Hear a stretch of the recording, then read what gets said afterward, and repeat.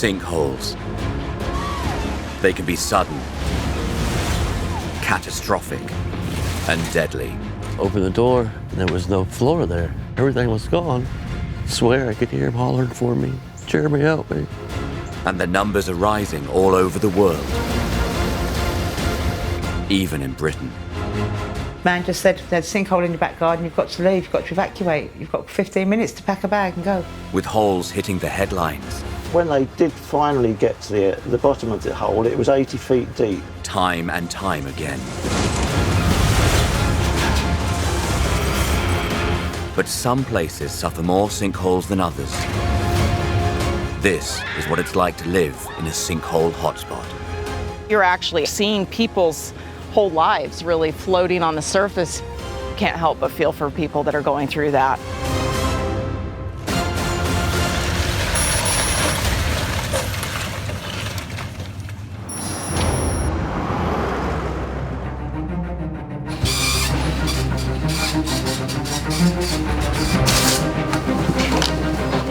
On the night of the 9th of November 2016, Ripon Fire Service's Blue Watch was called out to an emergency. Something was wrong on Magdalene's Road. Doreen Ellis was one of the first to get a knock on the door. We were in bed, asleep, and there was a big knocking on the front door. Hi, sorry to disturb you. We've been called out to a sinkhole around the back. Man just said, there's a sinkhole in your back garden, you've got to evacuate. You've got 15 minutes to pack a bag and go. This is the colossal damage of a sinkhole which swallowed up gardens on Magdalene's Road in Ripon late on Wednesday night. The ground had opened up beneath 4 gardens. The hole was 30 feet deep and big enough to swallow a tennis court. Peter Lister and Julia Osler were away when the sinkhole struck, so the first they knew about it was when they saw it on TV. We came up to the property to find the police, the fire brigade, the road blocked off because the sinkhole was still moving. I was shocked. It was bigger than what I expected it to be. 4 homes were perilously close to the edge of the sinkhole, and no one knew how much closer the hole might get. All the garden next door was a wildlife garden, and she lost all of that. One of the garages had fallen in, several of the outhouses had fallen in, the trees, the bushes, the fences all fell into it. The woman that lived up there was very lucky to be alive.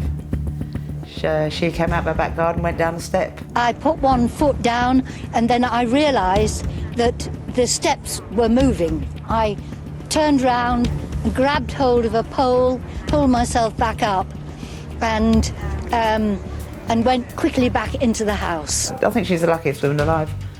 I've never known anyone come so close. 10 houses on Magdalene's Road were quickly evacuated, but the hole was still growing.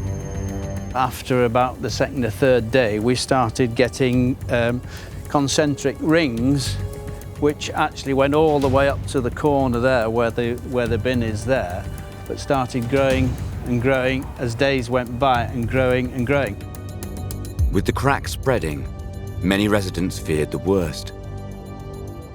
This was the kind of thing they'd normally see on television. You can see gravel, dirt, and roots inside this perfectly symmetrical sinkhole.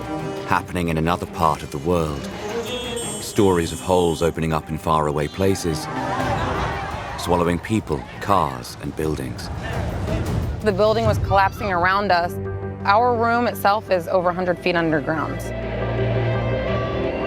Now Ripon was in the news, and for the second time in 2 years. Because in 2014, another hole had opened up just around the corner in Magdalene's Close. And that one split a house in 2. Last night, a 25-foot sinkhole opened up under this home in North Yorkshire, and there was no time to stand and watch. It actually started crumbling away. I could hear it crumbling away above my head. It was just creaking and cracking and crumbling. And the couple living here were lucky, because this hole sank slowly, giving them time to get out. But when sinkholes collapse suddenly under houses, the results can be deadly.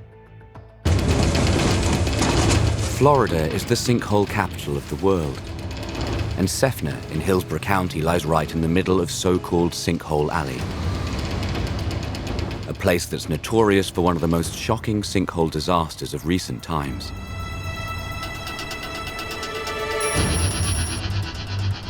February the 28th, 2013, was an ordinary day in this quiet town near Tampa. Jeremy Bush had just returned home from work. Went in my room, started eating, and heard this loud noise. Sounded like a train or a car or something just hit the house. The sound Jeremy had heard was the concrete floor of his brother's bedroom collapsing. I ran towards my brother's room, opened the door, and there was no floor there. Everything was gone. Jeremy's wife, Rachel, and her aunt, Janelle Wicker, were also in the house. We heard him screaming, "Help," and we ran out down the hallway. A sinkhole had swallowed everything in the room, including 37-year-old Jeff Bush. All you could smell in the house was like fresh dirt. Everything was just like churning on top of it. I jumped in the hall. Swear I could hear him hollering for me. Jeremy, help me. I was digging with my hands. There wasn't nothing I could do. As Jeremy tried to save his brother, Rachel dialed 911. We need an ambulance and the cop buddy stuck underneath the house. The house just fell through. Okay, and what happened to the house? The bedroom floor just collapsed and my brother-in-law is in there and he's underneath the house.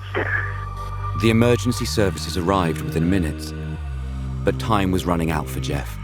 With the hole expanding, a police officer pulled Jeremy from the room. As I'm getting out of the hole's collapsing. There was nothing I could do. The police and fire crews brought in specialist equipment to search for Jeff Bush and try to save him. All the family could do now was watch and wait.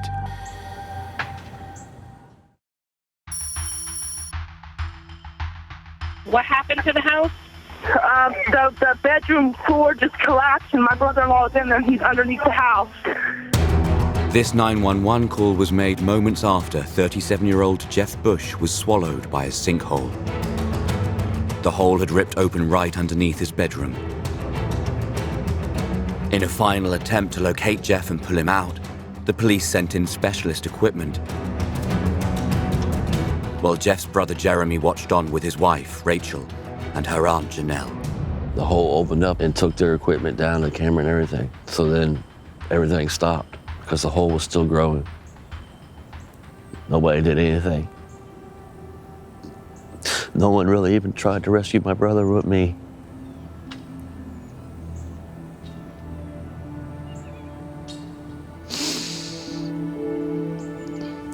He's still down there.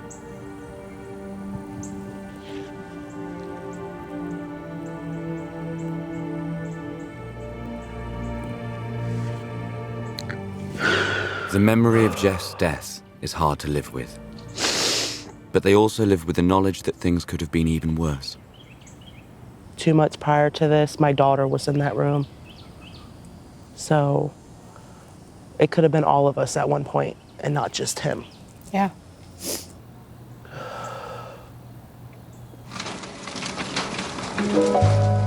The house was later demolished, along with 2 houses on either side. Now there is nothing but fenced-off wasteland. A wasteland that hides the sinkhole that swallowed Jeff Bush and buried him alive. That is my brother's last resting place. I come out here on his anniversary when it happened. I come out here on his birthday. It's hard, but I do it, man. 'Cause I love him. I want him to know that I tried everything I could to get him out. Do everything I could.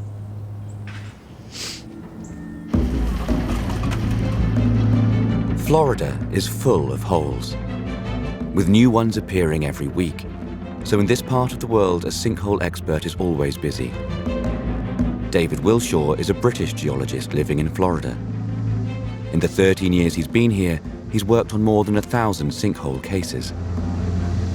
Well, if you want to see a great example of a sinkhole here in Florida, the Devil's Millhopper Geologic State Park is a place to come, because here we have a monster of a sinkhole. It's 500 feet across, 120 feet deep.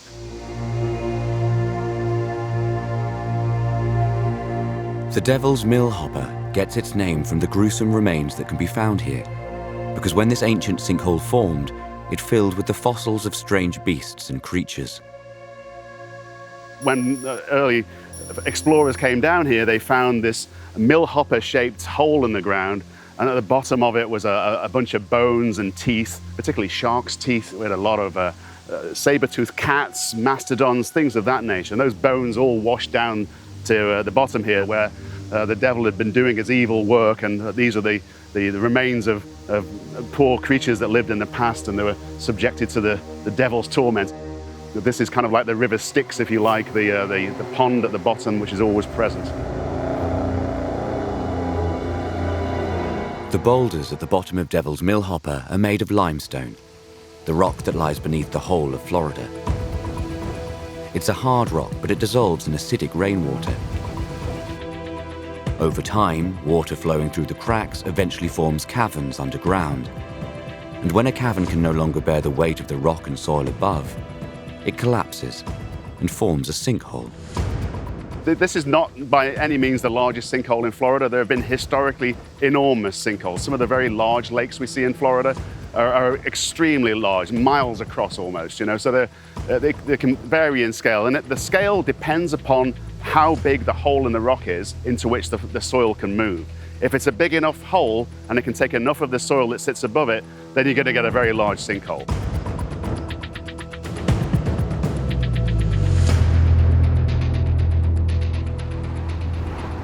Ripon, in North Yorkshire, has the same kind of rock problems as Florida. So all around there are signs of sinkholes past. If you look to the left, you can see in the field there's some depressions which, when you look at the mapping, relate to historic events. Ian Spears is Harrogate Borough Council's emergency planner, one of the first people on the scene for the sinkholes in 2016 and 2014. Coming up on the right, we've got the entrance into the old auction mart, and that's where the property was seated that had the issues in Magdalene's Close in 2014. That sinkhole formed beneath this house. It was 36 feet wide and 50 feet long, and it ripped the house apart as the occupiers fled. That was just up here. You can see now that the building was demolished, and thankfully none of the other properties were affected. But the chap had left his dog in the house when he'd come out, so the big concern was whether it's safe to get the dog out. The residents had managed to escape, but there was a problem. Blue Watch manager Kenny Beck took the decision to go back inside and rescue the dog. Well, as we went in, you could see undulations in the ground, cracks appearing in the ground, and the greenhouse had started to fall in on itself. So it was a quick dash in, grab the dog, quick dash out, and then cordon off the area and evacuate all the immediate vicinity. Today, the land where the house once stood is part of a large field close to Ripon city centre, land that would normally be ripe for development. But just 1 week before the house-cracking sinkhole, plans to build 75 new homes here were rejected for fear of what lies beneath. Geologist Dr. Anthony Cooper is the leading expert on what lies beneath Ripon. He's been studying the area for 40 years and drawn up a detailed sinkhole map of the city. Those ones that are quite recent also have other ones near them that have occurred in the 70s and 80s, so the area is pretty well riddled with sinkholes. This part of Yorkshire is a sinkhole hotspot, with the British Geological Survey rating it one of the UK's most susceptible areas for sinkholes. These sinkholes, a lot of them are in lines, and those lines relate to the pattern of caves that have formed under Ripon and are continuing to get larger and subsequently collapse. So what causes the caves under Ripon, and why do these caves create such dramatic sinkholes? The answer is found on the banks of the River Yore. Just like Florida, this part of Yorkshire is built on rock that dissolves in acidic rainwater. But while Florida has limestone, Ripon has gypsum. Gypsum dissolves about 1,000 times faster than limestone. This has come off the gypsum cliff behind us and just been carried across by the river. It shows the typical dissolution effects that you get of water flowing over a soluble rock. If I put this rock in the river, it would only last a matter of about 3 weeks before it dissolved away completely. When that dissolving process happens underground, it can create caverns. And when a gypsum cavern collapses, it can be sudden and shocking.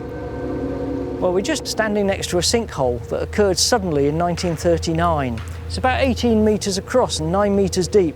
There was no trace of it here before, and the gamekeeper who was in the wood at the time came out very fast when this suddenly appeared.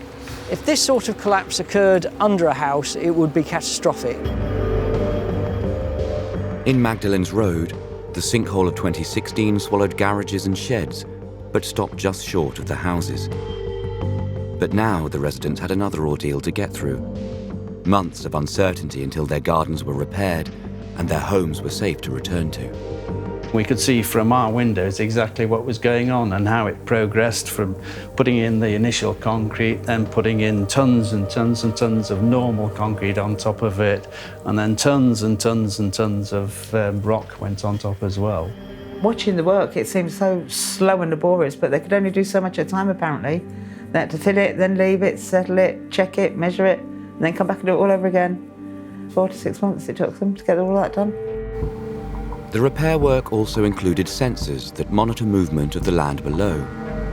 But now the residents need to know for certain that the ground all around is as solid as it looks.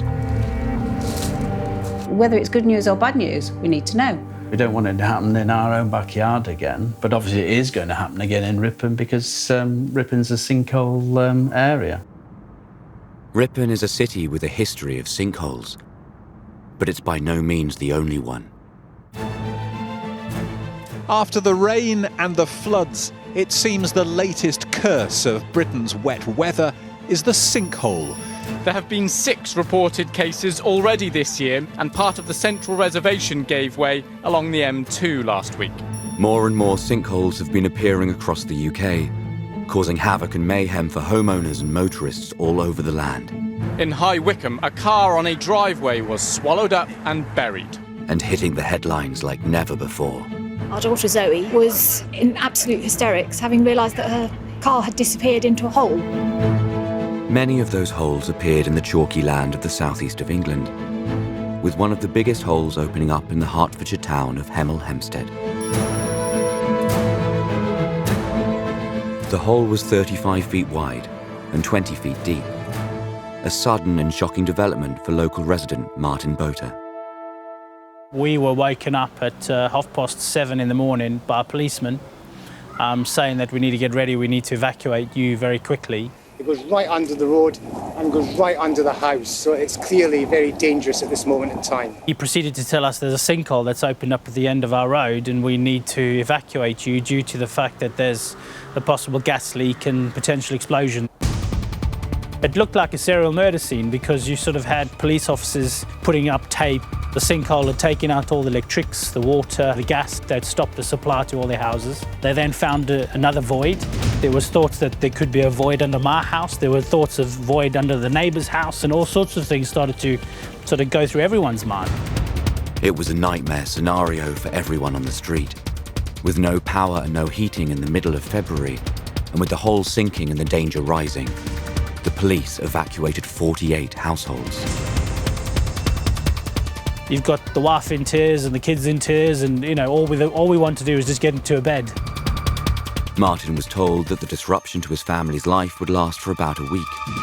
But that week of uncertainty turned into months and months of chaos. In the space of 9 months, we had moved 11 times. The building closest to the hole had to be demolished and rebuilt.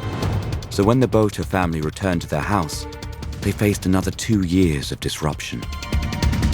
The experience didn't stop as we moved into the door. There was still that bit afterwards where they was demolishing the house and rebuilding the house, and the driveway in and out of the cul-de-sac was relaid and dug up and relaid and dug up and relaid. When we moved back home, my son, he sort of had these pieces of tissue on the carpet. And I said, Carter, what is that? And he said, no, I'm playing sinkholes, Daddy. And that to me was a telling memory in terms of not many kids would sort of grow up wanting to play sinkholes, you know. With the sinkhole eventually filled in and the buildings and road repaired, life in Oatridge Gardens is now back to normal. But in 2017, just around the corner, a second sinkhole opened up, closing another Hemel Hempstead road for months. Because with sinkholes, lightning can strike twice in the same place. 2 years after the Florida sinkhole that killed Jeff Bush, the land here opened up a second time. Daylight revealed a painful reminder for neighbors. The very same sinkhole that took the life of Jeffrey Bush in February 2013 collapsed again. It's been filled twice or 3 times with gravel already, and it still looks like it's gone down more. Tragedies like the death of Jeff Bush are a shocking reminder to Floridians of the dangers that lurk beneath the surface here.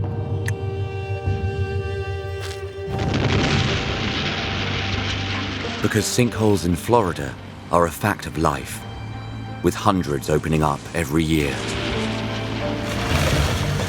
So what's it like to see a huge sinkhole rip through your neighborhood?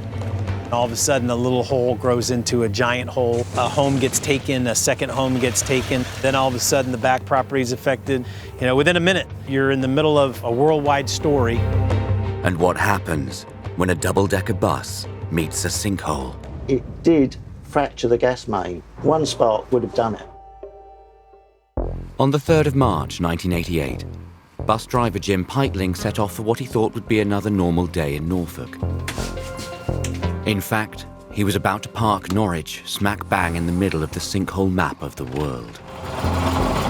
I was on a normal day's work and it turned into an extraordinary day's work, really. I was on my last run of the day.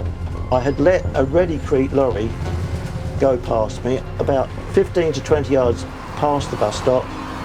The bus stopped. There was a terrible grating noise of metal against something, and I didn't know what it was. When I looked out at the back of the bus, there wasn't any road around the back wheels. Jim got his passengers off as quickly as he could, and it was just as well.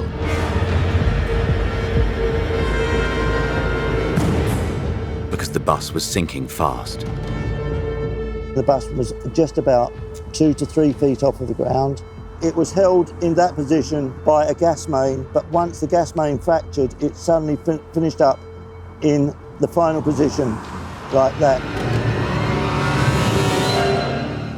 Suddenly, Norwich was headline news. And all because a burst water main triggered the collapse of an old chalk tunnel beneath the road, creating the sinkhole that was eating Jim's bus. We just heard there is quite a gas leak, apparently. Yes, and I would like to get away from the interview to be able to see what it's all about. We were very, very fortunate. There wasn't an explosion. And thank goodness you had no smoking signs on the bus. Oh, absolutely. One spark would have done it. So we were very, very fortunate. Luckily, the bus didn't terminate here. It was hoisted out, repaired, and Jim drove it many times afterwards. City centre, please. 30 people. Thank you very much. And for a while, he was the most popular man in Norwich, at least among his workmates. Shortly after the bus went down the hole, Cadbury's put an advert in the paper with the slogan, "Nothing fills a hole like a double-decker." And they did send some double-decker bars to all of the lads on the buses in Norwich. So, yeah, everybody did get a double-decker bar out of it anyway. Even though the internet didn't exist back in 1988, that picture of the bus in the sinkhole went viral. That image is the thing that has actually sold the story, I'm sure it has. It went round the world. Whether my name went with it to everywhere, I don't know, but I'm certainly quite well known in Norwich. A vehicle-munching sinkhole that did go viral on the internet was this one in Kentucky in 2014. It didn't open up in a road, it opened up in a museum. And it didn't swallow a bus, it swallowed 8 classic Chevrolet Corvettes.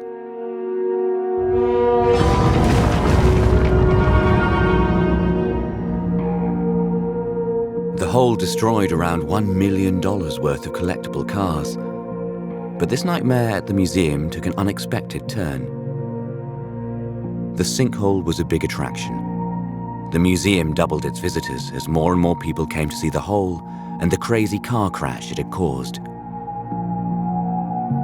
It was beyond anything I'd expected, just the size and I guess the depth of it. While many sinkholes are big enough to swallow cars, sinkholes that can swallow a house or two are rare, even in Florida.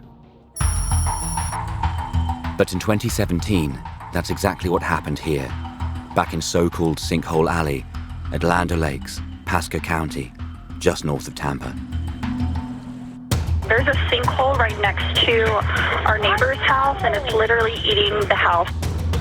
When the 911 call came through, Kevin Guthrie coordinated the emergency response to one of the biggest sinkholes this county had seen for decades. On July the 14th at about 7:30 in the morning, we received a 911 call saying that the ground was opening up at the residence there on Ocean Pines Drive. With the groundwater level so high, the hole quickly filled with water. Local resident Terrence Dewan watched his neighbors' houses crumble into it. It grew like this, and then it started doing this. The ground started dropping like piano keys. Within about an hour, what started out as about a 10-foot sinkhole ended up opening up to almost 150 feet. And it moved over to that side of the house. You know, at that point, you knew that they were in danger.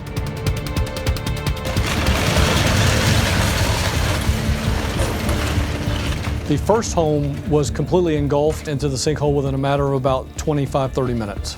And then it moved this way, and you knew that that house was going to be in danger. The second home, about 40% of it was engulfed in the same time frame, eventually engulfing probably 60 to 70% within 2 hours. And then once it had moved side to side, then it started moving forward towards us. That's when my blood pressure started to rise. On the other side of the sinkhole, Ralph Hartwig's family home was getting closer and closer to the edge. 2 police cars parked in my cul-de-sac. They pounded on my door and told me that I had to leave. I watched the second half of the second house fall into the sinkhole over the deputy's shoulder, so they didn't have to ask me twice. Once our mailbox went, then we knew that we were in a hot spot, you know. By the time it finally come to rest at about 5 o'clock in the afternoon, ended up being almost 250 feet wide by about 50 feet deep.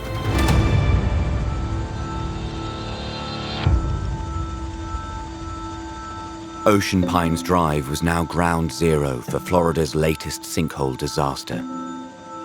And yet, just a few hours earlier, it had been a neighborhood that typified the Florida dream. The same dream that brought British geologist David Wilshaw to live in the Sunshine State, even though he knows more than most about the dangers of sinkholes. As we come around the side of this property, you'll see why they built this neighborhood the way they did. You've got your boat dock, you can take your boat out, you can canoe. There are some bigger lakes around here you could water ski on. That is the typical Florida lifestyle that everybody dreams of, but it comes at a price. For the residents here, this dream had become a nightmare. The sinkhole had swallowed 2 houses completely, and 9 more were left teetering on the edge, condemned and earmarked for destruction with a red tag. It looks like a construction site, which it has been for the last month or so. The first thing they had to do was remove the material which was in the hole. So there was parts of houses, a couple of boats, and there were septic tanks. So to avoid polluting the local lake, they've impounded the area where the sinkhole occurred. Basically, they filled it in with crushed limestone and then built a dam around the edge of the sinkhole lake, which is now formed. For Terrence Dewan, the filling in work didn't save his home. The property has been condemned as too dangerous to live in. Be careful. You can see this is the concrete line where the hole was on the driveway, because this was my driveway that went out, 40 feet, and it's in the hole. I mean, it stinks through no fault of your own. Your property is pretty much not livable, and at the end of the day, we're not going to be living here again. Back in Ripon, it's 9 months since the sinkhole that swallowed 4 gardens, and local residents are now putting their lives back together. Peter Osler and Julia Lister bought their house here as an investment, to do up and sell and give them both a pension. So a sudden sinkhole definitely wasn't part of the plan. This was just a little cupboard here, which we've then made into an ensuite. We've totally rewired it, we've totally replumbed it, we've re-insulated it all. We haven't shirked on anything. With so much time and money tied up inside the house, they need to know that this part of Ripon is back on solid ground. When the sinkhole swallowed the gardens here, Harrogate Borough Council called in the British Geological Survey straight away. Their measurements of the size and depth of the sinkhole were crucial to working out how to fill the voids below and stabilise the land above. Now, Dr. Oliver Kouros and his team are back to take a form of geological X-ray of what lies beneath. So what we're doing here today is we're running a microgravity survey, and that involves using a gravimeter. We're essentially taking images off the subsurface, much like a medical doctor would take images of a patient's body to try and understand what's going on inside. To ensure that a sinkhole doesn't strike twice, it's vital to fill all the open spaces beneath. In Sefner, the hole that killed Jeff Bush was filled with gravel, and all of it disappeared just 2 years later. But filling holes is expensive, so in Florida, many are left to become lakes. And in Ripon, historic sinkholes have become landmarks, especially the 1834 sinkhole that may have inspired one of the world's best-loved children's books. Alice in Wonderland is the story of a girl falling into a rabbit hole and entering a magical world underground. The man who wrote it was Lewis Carroll, a regular visitor to Ripon because his father was a clergyman at the cathedral. When you combine the quirkiness of Ripon Cathedral with the drama of the city's sinkholes, you have the makings of a fantastic story. So did Alice fall down a rabbit hole or a sinkhole? Geologist Anthony Cooper claims the answer lies right here, behind this clump of trees. When you get a bit closer, you find to your surprise that there is in fact a 20-metre drop down a hole with red sandstone exposed in the back of it there. It's about 11 metres across, it's about 20 metres deep. This hole is close to the city's old railway station, so Lewis Carroll would have passed it many times. I think there's a strong connection between Alice going down, down, down, not a rabbit hole, but a sinkhole. But you can't say in a children's book, Alice went down a sinkhole, and they probably didn't even have a name for it then. Lewis Carroll isn't the only person to take inspiration from Ripon's sinkholes. Just across the river at Ripon Golf Club, sinkholes are a feature of the course. They call them bomb holes here. And according to club member Anthony Blackburn, the players love them because they're an ever-changing challenge. The area that has got the sort of shrubbery in it, that is one of the biggest sinkholes on the course, that one. It looks pretty flat here, but then all of a sudden, just over the brow of the hill, you've got this huge bomb hole which just appears. You've really got to carry this with your drive if you're going to get a chance to either make birdie or par on this hole. Every one of the first 9 holes here is peppered with sinkhole craters and land that seems to dip a little more with each passing season. As we come further up the 4th fairway, you can see quite a significant indentation here on the left-hand side. This has gone from being a completely flat green to one that, I suppose, slopes quite severely from back to front. It slopes so much that during the summer months in particular, the green staff cannot put the pin anywhere near the middle or front of the green because it's so fast and downhill that the ball just keeps on rolling off the green and it's virtually impossible to stop it. Although, on the plus side, get your shot wrong and there's a good chance you'll get a sinkhole in one. One of the things that really amazes me when I play with visitors is they come to places like this and they go, wow, look at that. I didn't know that was there. Isn't that amazing? And it's interesting that they love the quirkiness of this front 9 holes of golf, and often it is because of the features from the gypsum. Sinkholes, really. The missing of that putt had nothing to do with the gypsum. Perhaps it's no coincidence that Florida has more sinkholes and more golf courses than any other US state. Most of the water features and lakes here are sinkholes, including the one in Land O'Lakes, Pasco County, that struck so shockingly in 2017. The property is condemned. If you feel the ground shake, I'd start running. Rolf Hartwig, his wife and baby son were all in their house when the sinkhole struck. As the hole swallowed the house next door, they had seconds to get out. Usually it would be mowed. So this was where you hoped your son would grow up and play and kick a ball? This would be where my son would play, to use the British term, football, but soccer or otherwise, so. And gigantic pool to swim in. And so what do you think will happen to this house now? The county's probably going to knock it down and make a park out of it. Who knows? All Rolf can do now is think about everything the sinkhole has taken from him. How do you feel to be standing in the garden here looking at it? You would have to censor that.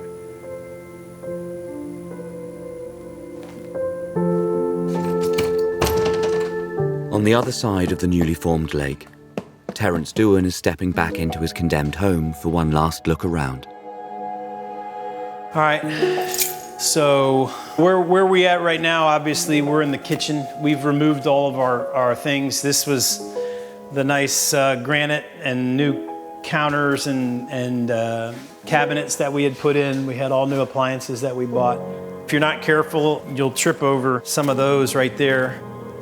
Normally that water would have drained off, and instead, you know, seems to be pitching inward, and you can kind of see the water signs there. We got a boat. We live on a lake. It was one of those things. Waited a couple years, save up some money, get the boat, live on a lake, have fun, and then it's just kind of gone. One of the cruelest things about a sinkhole is the speed at which it can take so much away. All your hopes, dreams, and plans sunk in a matter of moments. Usually it happens on TV and it's somewhere else, you know, and you're watching other people deal with the tragedies and the things that, you know, that go on when holes like this open up. Of course, this hole's a little bit different. You don't see holes like this opening up every day. You don't see a big hole open up and basically swallow two homes. Back on the other side of Ocean Pines Drive, Rolf may have lost his home, but he's staying positive. He believes, despite everything, he's a lucky man. Now, when I tell you that I'm a fortunate individual, that's why. His wife Soleil and son Henry got safely out of the house. So you may be looking for a new home, but you're both safe, and your son is safe too. Yeah, we're very lucky, aren't we?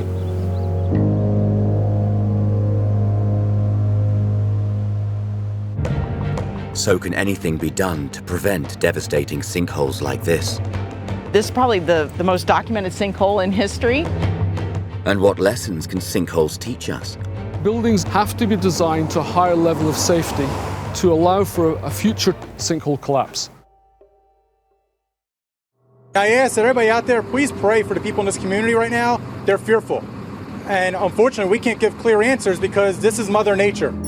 When the Land O'Lakes sinkhole made the news all over the world in 2017, one expert realized it was happening very close to home. Because I grew up right near here, I was very interested right away and understanding right away where they were talking about. Dr. Laurie Collins is a geoscience professor from the nearby University of South Florida. So this was a perfect opportunity to study a sinkhole from beginning to end. Using the same kind of technology that the British Geological Survey have been using in Ripon, Dr. Collins and her team assembled a 3D picture of the surface here and what lies beneath. This is probably the most documented sinkhole in history. We're going to be making all of these data sets freely available so that we can really see, understand, and share the science related to this site. Their research shows that this entire area used to be a lake, and that lake was an ancient sinkhole. By sharing this information with experts like David Wilshaw, Dr. Collins hopes that disasters like this can be avoided, with a much better understanding of how and where to build houses in the future. Well, this is great to have an actual kind of 3D image of a sinkhole. That is something we rarely get. What we have been able to show is that there's been dredging of the Lake Saxon area that essentially took all the dredge material and made new land. Okay. So most of what we're seeing through here are actually houses sitting on new land or changed land surface. Right. The problem for Florida is that its population is growing all the time, and properties are being built on new land all over the state. That's why sinkhole reports are rising year on year, because more and more people are living right on top of them. Jeremy Bush and his family are still struggling to make sense of a sinkhole collapsing right under their house, swallowing and killing Jeff Bush. With their house destroyed, Jeremy and Rachel now live in a mobile home. Their lives changed forever by a sinkhole. Life's different. Going from living into a house to living into a trailer. I still have worries here because I got to worry about that tree above my trailer now. There's always something, I suppose, to worry about. It's always something. No one ever said life was easy. Back in Ripon, the latest plan for the land where the 2014 sinkhole happened is to put caravans here instead of houses. But Ross Nicholson is a geotechnical engineer who's been studying this land in detail and believes even caravans could be unsafe here. If you can imagine a situation where perhaps in late January during the night, in a heavy downpour or heavy snowfall, one of the caravans subsides into a large hole of 5 meters depth with elderly people inside it, how are they going to escape? And as for building new houses in Ripon, Ross says lessons should be learned from the sinkholes here and in other sinkhole hotspots all over the world. So even if there are no sinkhole features present now, they could appear in 40 or 60 years and change the safety of a site completely. So buildings that are built on gypsum-prone areas of Ripon have to be designed to a higher level of safety. If I was a family man with a young family living in Ripon, I would like to know what's beneath my feet. But I can also understand why people would prefer not to know. Back in Magdalene's Road, Peter Osler and Julia Lister know a lot more about what's beneath their feet than they did before the sinkhole in 2016. The main worry was the unknown. And as time has gone on, you know, the geological guys have come along, you know, and explained things to us. So it's not frightening anymore. The British Geological Survey will continue to monitor the land here to assess any remaining risk. But there's no sign of imminent subsidence or cracking. And the concrete plug that filled the hole appears to be doing exactly what it's designed to do. On top of that, most residents think the area looks better than it did before the sinkhole. What you see today is absolutely fantastic. It's brightened the whole area. We've got a brand new road surface out of it as well. We're the ones that are letting the side down at the moment because we're still renovating. So, sorry neighbours.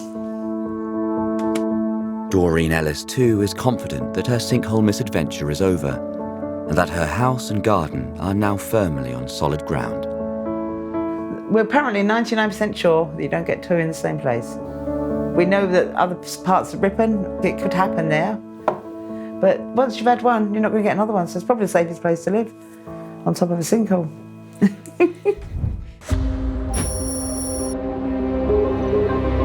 When this giant sinkhole appeared in Gosforth, near Newcastle, one November morning, local residents couldn't believe what was happening right on their doorstep. The whole area is like different now. Yeah, It made a particularly big impression on flatmates Deej Paxton and Nathan Donnelly. So originally when the actual thing had felt like literally opened up, it was huge. I mean, Nathan's standing over here to where I'm standing here. And then it was only stopped here because of the driveway. So this driveway used to be paved, and that seemed to be the only thing that stopped it there. It went underneath the paving, but it stayed, like his car managed to stay out. Other than that, it was just straight drop. One step over the edge, and it was a sheer drop of 30 feet. Deej and Nathan were stunned. It wasn't even a case of being, fearful or scared or anything. Couldn't believe that it was happening because we'd literally never seen anything like that before. While emergency teams rushed to the scene to stop the hole from spreading and to evacuate the houses, Deej took a photo of the hole from his kitchen window. He sent it to me and I was like, we're going to put that on Twitter. All the guys in work were tweeting about it and were managing the accounts and everyone was talking about it. So they were keeping an eye on Twitter for anything new that was coming up. And then this guy must have sussed it out. So it was just some random Twitter user who obviously knew the area, and he had put up an old map of like where the mine shafts used to be, and right where the hole was an entrance to one of the old mine shafts. That mine shaft went straight down to a disused coal mine. A hole of this size is about as big as that you get in a sort of coal mining collapse. It was about 6 meters in diameter, it was about 6 meters deep, but it sat on top of a mine shaft that was 200 meters deep. The boys had been living right on top of an old abandoned mine, and a mine shaft that could have opened up at any moment. Yeah, it gives some reason to it, other than, there's a sinkhole in the garden, because that makes no sense at all. The coal mine below was abandoned more than 100 years ago, the shaft capped and the mine forgotten, until now. And this isn't the only mine shaft here. The northeast is peppered with them, and there are thousands more all over the UK. Britain is riddled with mine shafts, tunnels, and vast underground spaces. All of them a potential sinkhole that could open up at any time, anywhere in the country. And it's happening week after week.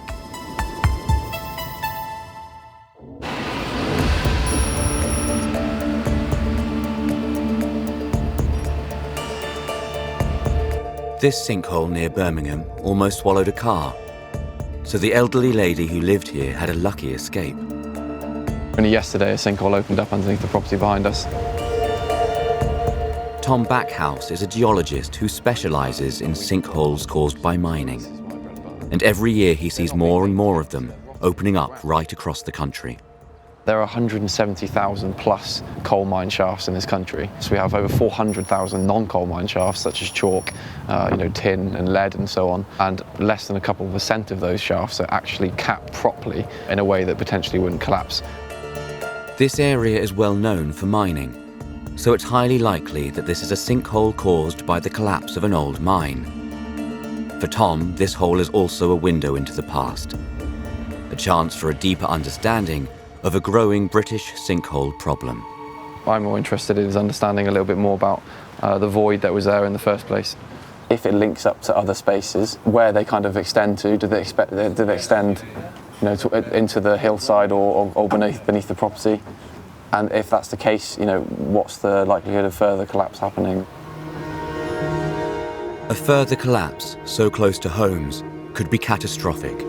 So Tom is on a mission to discover the location and size of every abandoned mine. Because the bigger the mine, the bigger the potential sinkhole.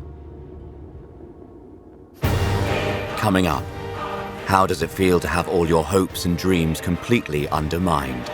There are no words to explain the feelings. There are no words. Why is the UK such a minefield of sinkholes? And here it is, this is what they were after. Pieces of flint like this. And just how big and how bad can a mining sinkhole get? When I saw it, I thought I got a glimpse of hell on Earth. On a cold February day in 2013, a black spot appeared in a back garden in Kent. I thought it was a muddy puddle and I kept jumping over it. But this was no puddle. The next day, the snow thawed, and the terrifying truth was revealed. A 10-meter deep sinkhole on the exact spot where the children had been playing. As a fireman, we do get called to things like this, and the think that actually could be in your own back garden isn't something you want to think about, really. This sinkhole was an old shaft into an abandoned chalk mine below. After decades lying hidden and forgotten, it had suddenly opened again, like a trapdoor, with potentially deadly consequences. And this kind of mining sinkhole is appearing more and more all over the country, because Britain is a minefield of ancient tunnels, shafts, and caverns that are now coming back to haunt us. One of the best places to see how caverns from the past shape land in the present is here, in East Anglia. This land is pockmarked with hundreds of huge holes, each one directly above a prehistoric pit. Because this is the site of one of the oldest mines in the world, a place where the land has been shaped by mining for 5,000 years. Geologist Tom Backhouse has come to see where our caveman ancestors dug deep down for the rock they prized above all others. Practically indestructible, jet black flint. Prehistoric man came down here 5,000 years ago to look for exactly this. Every generation since has done the same thing, because the land that makes up the British Isles is densely packed with underground treasures. The UK has a unique mining history. It's not found anywhere else in the world that quite like it. And the reason being is because of the minerals we have. From tin to coal, we have 60 different types of minerals. You know, the Victorians exploited the minerals that we have 150 years ago. And all of those mine workings, quarries, mine shafts, whatever they be, have been left and abandoned. And over the last century, we have built on top of them with real disregard as to what was there. Imagine that this great big hole that I'm stood in now is underneath a two-bed semi. This is what underlaid much of the properties that were built in the last 50 years in the UK. And if these sort of things open up beneath property, which we see quite regularly now, there'll be some pretty catastrophic problems. And those catastrophic problems could happen anywhere, because Britain is riddled with old mines, many unmapped, unrecorded, and forgotten, until a sinkhole appears.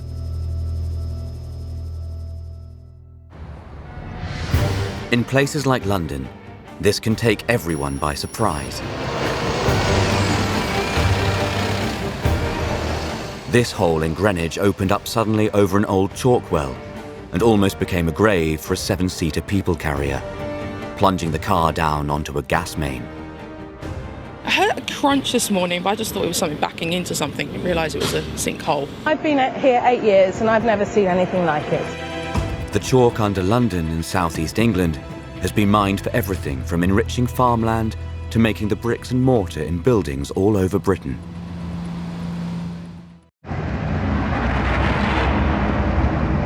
But the UK isn't alone in having to deal with the catastrophic holes left behind by mining. This flaming sinkhole in the Karakum Desert in Turkmenistan is known as the door to hell. When Russian geologists drilled for oil here in 1971, they hit a gas cavern. The ground collapsed into a giant sinkhole, spewing out poisonous gas. The engineers set fire to the gas, thinking it would all burn off within a few days. But the gas has been burning continuously ever since. And northeast India is terrorized by flaming sinkholes too. The Jaria coalfield has been on fire for 100 years, and when the fire burns through to the surface, it triggers deadly sinkholes. This one in 2017 swallowed a teenage boy. His father jumped in to try to save him. Desperate rescue teams dug for days, but the two bodies were never recovered.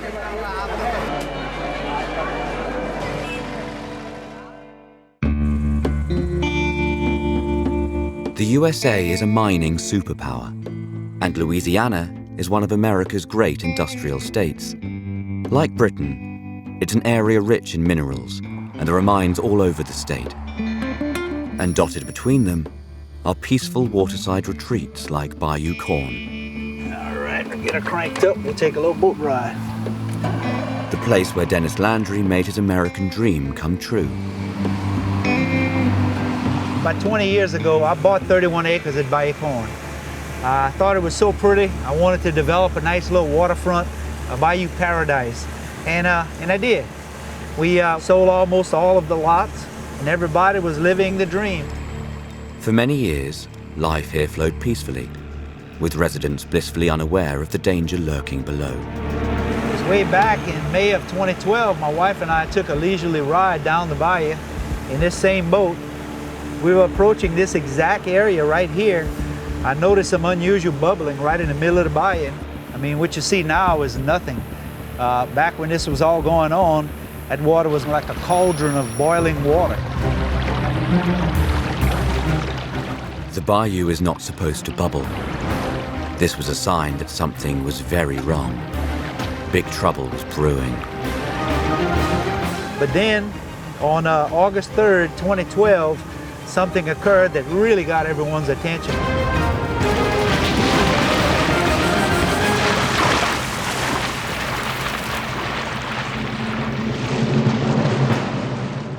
That something was a huge sinkhole, dragging thousands of tons of earth and hundreds of trees underground. And the state police helicopter flew over the hole.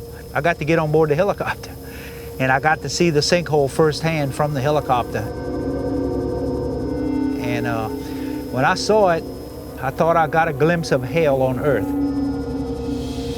because all you could see was this gigantic mud hole, trees sinking, trees floating upside down, and one hellacious mess. The hole was as big as 2 football pitches and had pulled hundreds of trees deep into the earth below. But with every passing week, the hole got bigger and wider and deeper and swallowed more and more of the forest. Homeland Security Director John Boudreau was on the scene almost every day and caught on camera the extraordinary sight of a sinkhole eating trees. We noticed that the trees and the water line that you see on the bottom of the trees was disappearing, which meant that the trees were sinking. So kept videoing it, and these trees are probably 75 to 100 feet tall.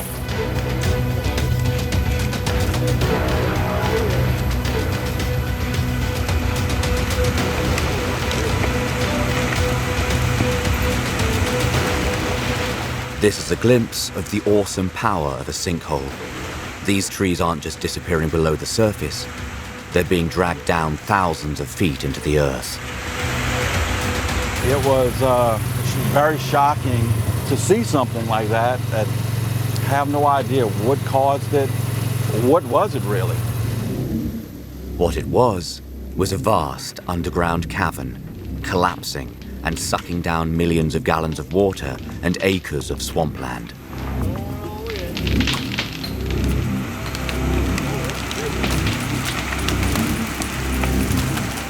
It was like a giant bath with the plug pulled out. With the water level plummeting and everything draining into the void 5,000 feet below.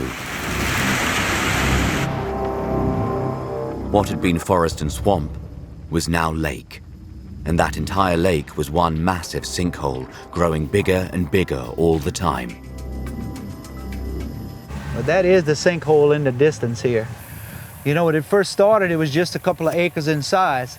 Now it's about, I guess about 32 acres in size, probably 170 feet deep.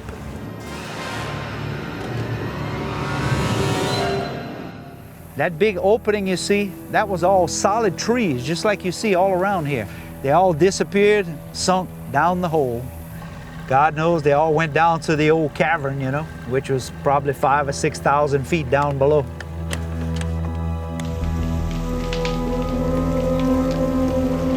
Just like in the UK, this was a sinkhole triggered by mining. In this case, mining for salt.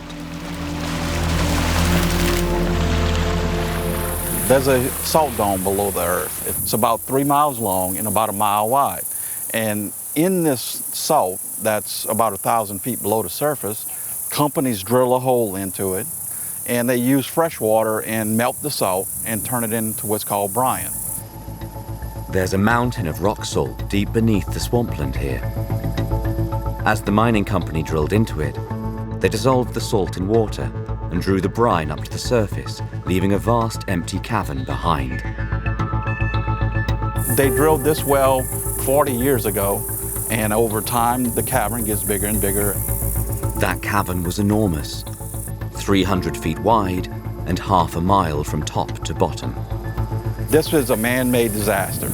Man drilled into the salt, and now you have this cavern that failed and caused this sinkhole. The mining company deny responsibility, but a sinkhole on this scale is a shocking reminder of how important it is to fully understand the deep space beneath our feet. But this type of disaster is not a recent phenomenon. Sinkholes have always happened. But human activity makes sinkholes worse.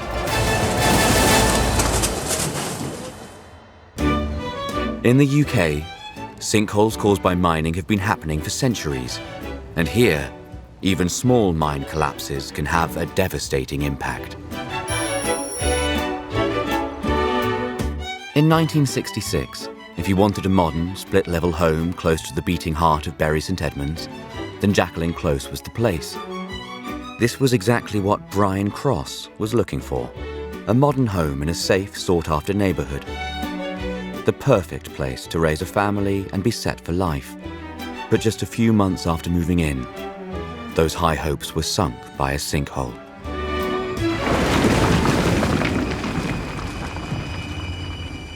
It was late evening, it was 11 o'clock at night. There's a knock on the door. Everybody got a knock on the door, I think, from the police, and we all came out. They put the children in the front of the house, he said, and don't light any flames. And I wondered why, but of course then you could smell the gas, because it had fractured a gas main. I expect the council will come along and say, you know, we'll fix it. Not to be, I'm afraid, not to be. In fact, the life of Brian was never going to be the same again, because Jacqueline Close was full of holes. It had been built in totally the wrong place, over a network of old abandoned chalk mines, and no one, including the local council, had any idea the mines were there. They did get all the surveyors in, and they did dig it out, and they all decided that was enough. Fill it in. So they filled it all in. But soon after, another hole opened up, and then another. Jacqueline Close was a minefield of sinkholes that could give way at any moment. So all the affected families with holes on their doorsteps were evacuated. And 1 year on, Brian was the last man standing. The only house left undamaged on the estate belongs to Brian Cross. As far as settlement of the problem of Jacqueline Close is concerned, very little has happened. One can't really see any future because the problem's just not being settled, it's not being dealt with.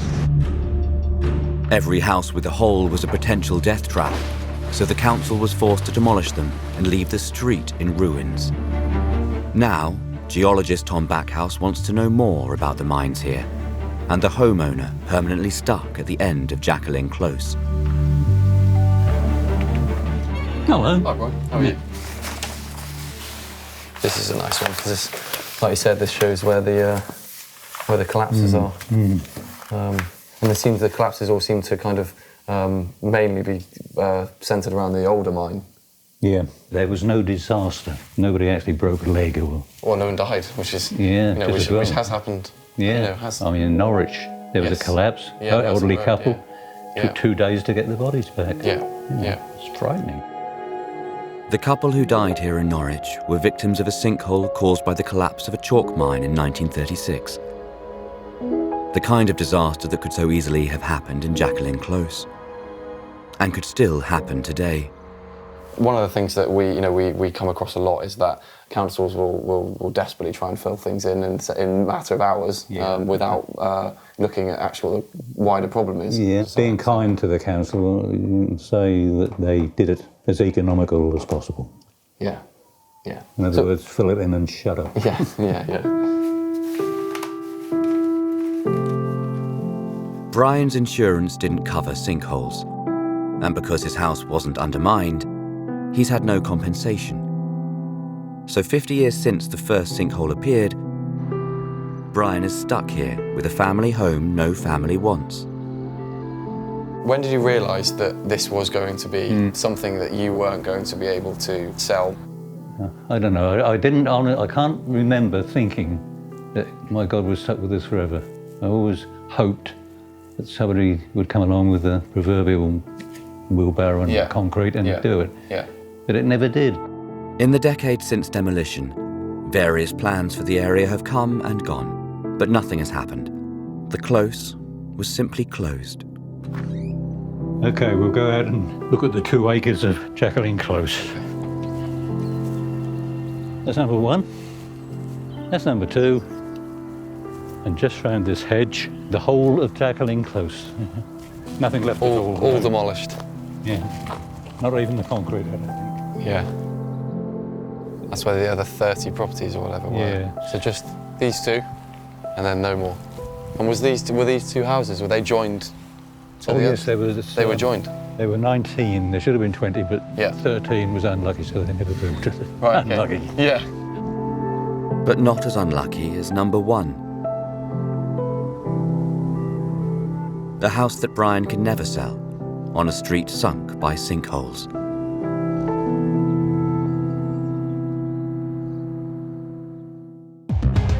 Coming up, how many more UK homeowners could be stuck with a house they can't sell, thanks to mines down below? Mine entries can cause pretty sudden collapse, and they do end up becoming, in some instances, the sinkholes you see on the news. And in America, is the Bayou Corn sinkhole over, or could it strike again? There's a total of 58 caverns that are located in the salt dome. One has failed, but there's still 57 others. Sinkholes caused by mining can be massive. This gigantic sinkhole in Russia in 2014 was triggered by the collapse of a potassium mine. It swallowed holiday homes and a railway line, and it grew so large it can be seen from space. In Britain, around a third of all sinkholes are caused by mining. This one in Derbyshire was over an old lead mine. And the Gosforth sinkhole of 2014 was over an abandoned coal mine. It formed when land collapsed into a 200-year-old mine shaft. But a large, unstable sinkhole can't just be filled in. The edges and walls need to be stabilized first. And this was not good news for local resident Nathan Donnelly. Like the first thing, we didn't expect them to. They arrived, there was a massive hole, and they started digging. And we were like, oh God. It got bigger and bigger. Every day it seemed that it was just going to keep getting bigger until it was right up against the gardens, right the way around here, and just a huge big like meteor crater. The sinkhole was one of the biggest that the Coal Authority had ever had to deal with. A further collapse so close to houses would endanger lives and properties. So they had to act fast. They said, oh, it'll be fixed in 6 months, you'll have it for the summer. The mine shaft was backfilled with tons of rock, then infilled with resin grout. A slow, laborious, exasperating process for flatmate Deej Paxton. They would do massive work on it, and then they would leave it for a couple of months. Then the fill was compacted. It'll be fixed late summer. It'll be fixed early autumn. And topped off with 65 cubic meters of reinforced concrete. And then it was maybe February time, the following year by the time they finished it. All to make sure that the land here wouldn't collapse again. That whole time, it was just a bit of a nightmare. And after 7 months of work, the Coal Authority could finally declare the Gosforth sinkhole saga over. And it's really important to us that whatever we do to fix the problem, that actually it's a lasting fix. For the flatmates, there was at least one minor benefit to living on top of a famous sinkhole. If you ever need to get a lift to our house, every taxi driver, you just go, where's your house at? You know that sinkhole? Yep, well, there we go, just right there. So it's kind of a small minor landmark around the area. But for those responsible for dealing with sinkhole disasters, these are expensive, complicated and dangerous jobs that will keep happening for decades to come. Well, filling a hole like this can cost an awful lot of money. So we spent over £300,000 dealing with this collapse. Every year we probably get about 600 incidents right across the coalfield areas. So while we've had a long history of coal mining in the UK, The nature of it probably means that we will have a long history of dealing with its legacy.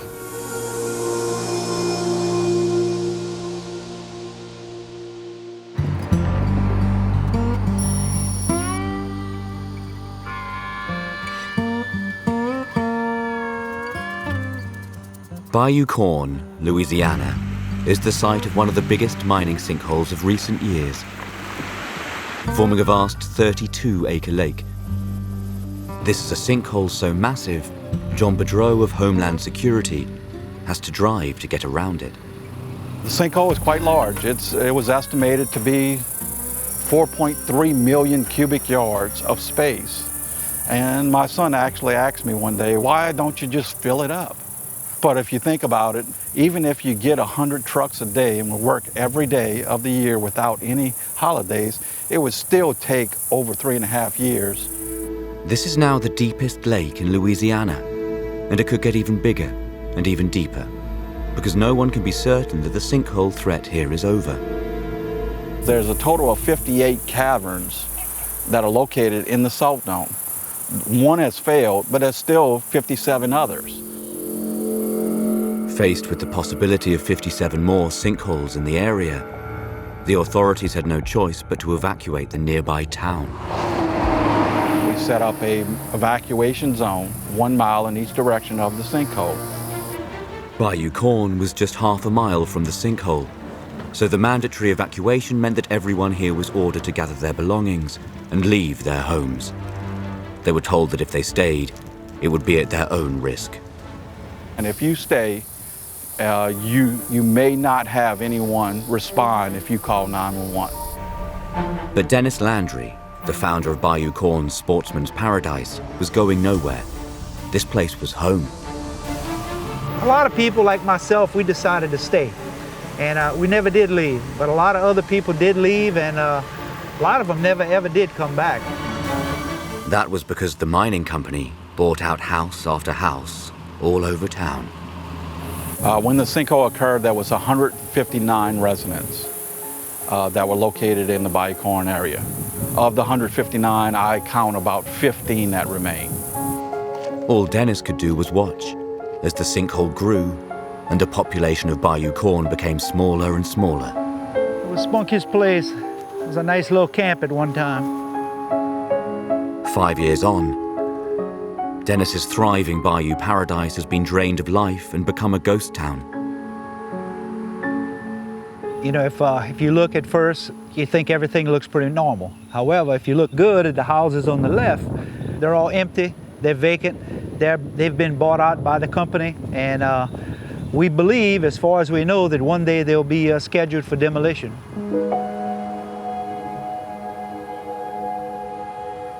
And if you walk down this way and you look left and you look right, it's the same story, property after property.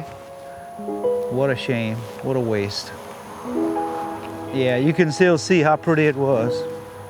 It was just absolutely gorgeous. It makes me feel very, very sad. It makes me feel very melancholy. Not a happy feeling at all. Dennis and the few elderly neighbors who chose to remain know that they can never sell their homes. They're the last people who will ever live in this small, ruined town, biding their time on the bayou and hoping and praying that the sinkhole doesn't strike again. Bayou Corn will always be a victim of the sinkhole. I do not see it returning back to a thriving community that it was before.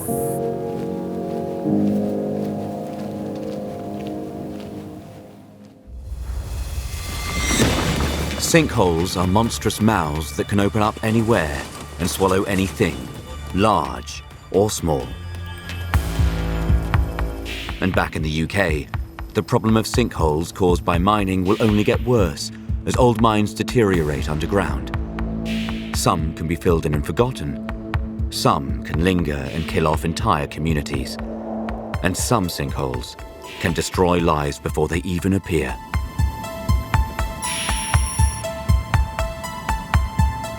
In the West Midlands, one woman has discovered that the mere possibility of a mining sinkhole is enough to turn your life upside down. Sharon Bickley bought this house in Great Worley in 2006. I've been here for 11 years. We're looking to downsize now. The children have all grown up and left home. However, we can't do that anymore. This 4-bedroom semi-detached house has been valued at £215,000. In 3 years, Sharon's had 12 offers, all at the asking price. And at the last minute, each sale has fallen through, with no explanation. So for us, we just thought, OK, somebody had changed their mind. So we just dust off, put the house back on the market and sell again. And the sale would fall through, again and again. I've come home from work, I'll sit in the garden and within a couple of minutes I'm sitting and I don't even realise I'm crying. There are no words to explain the feelings. There are no words. Sharon knows she lives in an old mining area. But why is that making it impossible to sell her house? Geologist Tom Backhouse has dug deep into the past to find out. Hundreds of metres beneath our feet, coal was mined, and it was an industry that in this area that was extensive right across this part of the West Midlands. And to access those workings, you need some form of mine shaft, and this particular street has a couple of them, one of which is unfortunately for Sharon underneath her neighbour's property and is causing her to not be able to sell her house. Old mine shafts close to houses have the potential to collapse. Hi, Sharon. And this is a problem that could affect millions of homeowners all over the country, without them even knowing it. So this map kind of shows what's in the area. So Sharon, your house is this one here, and you're within this 20-metre sort of circle of doom around the mine entry. The record numbers of sinkholes in recent years have alerted banks and building societies to the problems of old mines under houses. So lenders are using old mining maps to work out whether or not to lend money for a mortgage. And those maps aren't necessarily accurate. Now what's really interesting here is that yours is only recorded from the Ordnance Survey, which is quite strange in context with the area. So it's kind of shown there but not shown in other places. This area has a well-known mining history, and yet only one map shows any record of this mine shaft. There is a likelihood that the mine entry might not even be in the exact location. I'm astonished. I'm also saddened because I know people that have wanted to buy this house, and to now find out that to be refused a mortgage based on a dot on a screen now, that dot, that mine entry may not even exist is appalling. The mine shaft that's thwarted the sale of Sharon's house may not be where the banks and building societies think it is. To sell her house, Sharon now needs to find out if it's there or not. If you have a mine entry, as you found out, within your property or within the vicinity of your property, that can stop the transaction completely. And the reason being is because mine entries can cause pretty sudden collapse, and they do end up becoming, in some instances, the sinkholes you see on the news. And that's why experts are now trying to find ways to predict sinkholes and fix them before they can happen.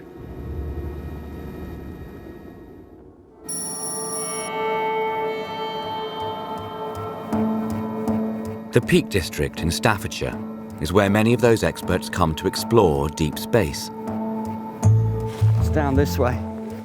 This is the location of one of the deepest mines in the country. If you want to test the very latest underground mapping technology, there is nowhere better than Deep Ecton Mine. How long is this at it, John? It's 700 metres, isn't it? This vast copper mine dates back thousands of years. It's so deep, it could swallow the Empire State Building. When the miners were digging for copper here, they followed the blue-green copper seams deeper and deeper into the earth, and left behind a labyrinth of tunnels and shafts that archaeologist John Barnett has studied for years. They got here by the 1700s, 1740s probably, and carried on down, and it got bigger and bigger. There's a chamber down there that they mined out that's over 200 metres across. Unfortunately, they got 300 metres beneath our feet and they all fizzled out. And that was in 1790. Back then, mining companies didn't keep records of the spaces they left behind. And that's why we have no idea where so many of the mines lie underneath our feet. So mapping the country's mines safely and accurately is a vital task. And this is where revolutionary technology comes in. That's a mobile scanning system, quite small. Laser scanners can produce 3D pictures of mines, showing their exact shape and size and their precise location underground. Scan up to about 30 metres from here, so it'll see most of this as I'm walking around. Mark Hudson is a pioneer of subsurface laser scanning. And the beauty about this as well is that if there's some areas that you can't get into, you can literally just lean over, put it into, and scan around. Just a few waves of this mapping magic wand can gather all the information Mark needs to produce a centimetre-perfect model of the mine. And that's it, done. Until now, it's been impossible to get this kind of detail of a space underground. So this is a major step towards working out exactly where big underground spaces are and where sinkholes might appear in the future.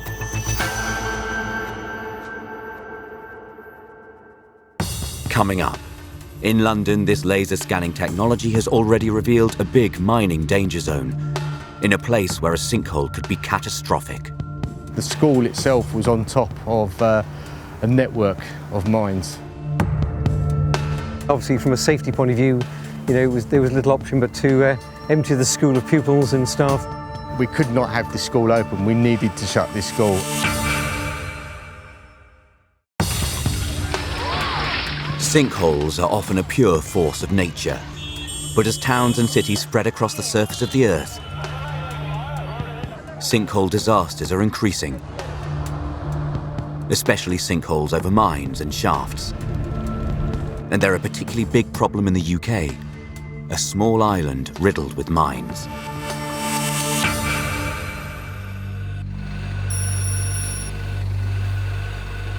In the summer holidays of 2015, a hole appeared in the car park of Pinnerwood School in northwest London.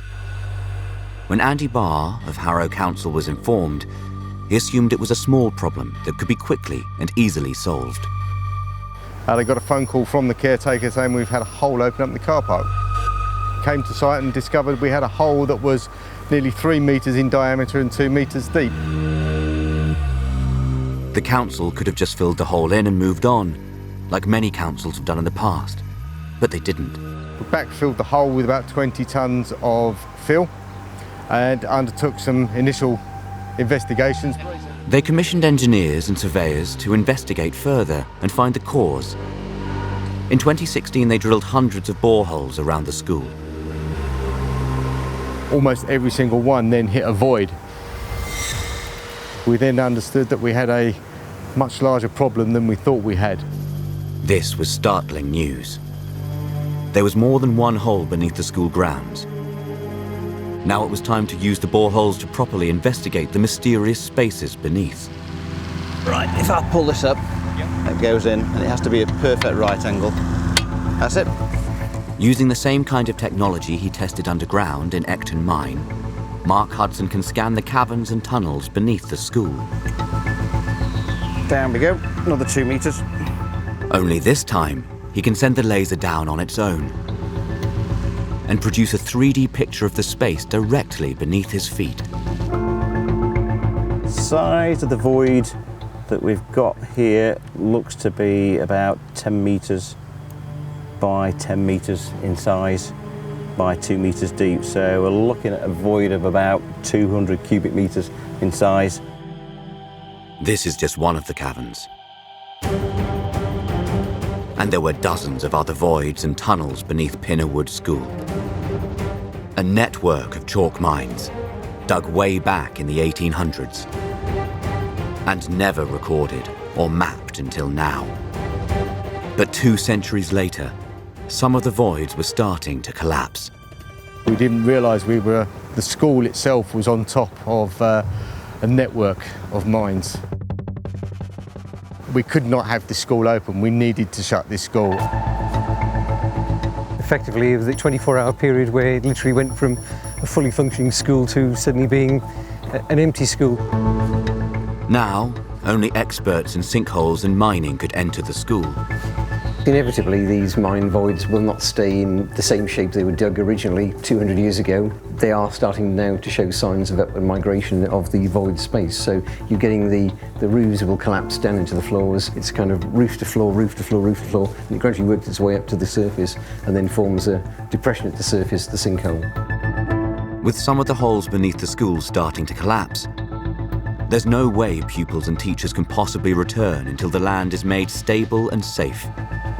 That means filling every single inch of every single void. Terence Forker is leading the team here, tasked with the big, messy job of filling up the holes that our ancestors left behind. This particular void has been pumped on for a couple of days now. It's taken in the order of 100 plus tons. You can actually hear the grout falling into the void. And if you place your hand on the borehole, you can actually hear the suction. So there's a lot of grout to go in there yet. There's some 500 of these holes to complete on this site. The team has been on the site for 2 months. So far, they've filled about half of the spaces below. Well, to date, the bulk grout operation on site here at Pinnerwood School has taken in the order of 2,700 tonnes, which is the equivalent of 16 double-decker buses in terms of volume. So that gives you an idea of the scale of the voids existing below this school. When the work is done, all the old mines will be filled. The drills and diggers will disappear. In January 2018, the school will fill again with children and teachers. And the long saga that started with a single hole in the car park will finally be over.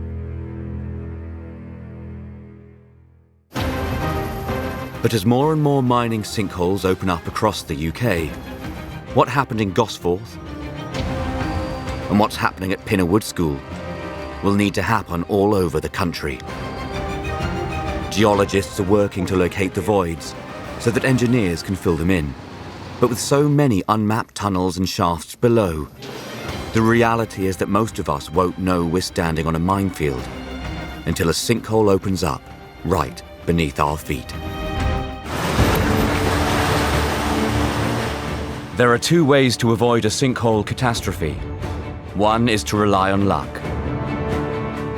The other is to spot the early warning signs and take action before it's too late. Something that back in 2015, the residents in this quiet suburb of St Albans failed to do. I heard something go about 1:30 in the morning, and then I heard movement, and I thought, something's happened. There was a fireman, and he said that there was a hole in the road and it was growing. He said, we're evacuating the streets now. A giant sinkhole had appeared in the middle of the road, and it was huge. It was 66 feet wide and 33 feet deep. But it had started as a much smaller hole a few days earlier. Local resident Ken Hill was driving to the shops when he spotted something strange at the side of the road. It was the early warning sign of a sinkhole, but Ken, like everyone else in the street, didn't know it. Wednesday lunchtime I was off out, and as I got to the end here I noticed that there was a postman being picked up out of a manhole, and I thought, what's going on there?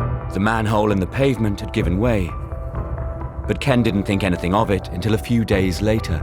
Then on a Sunday, one of my neighbours threw a stone down there, and he said, "Blimey, that went a long way." We realised then there was a hell of a lot of depth to the thing than everybody first thought. That neighbour was retired civil engineer Ray Postle. He approached the postman swallowing pothole to see how deep it really was, not realising that he was standing on dangerous ground. The day before the collapse, I stood throwing stones down, and where I was standing, the next day was in midair.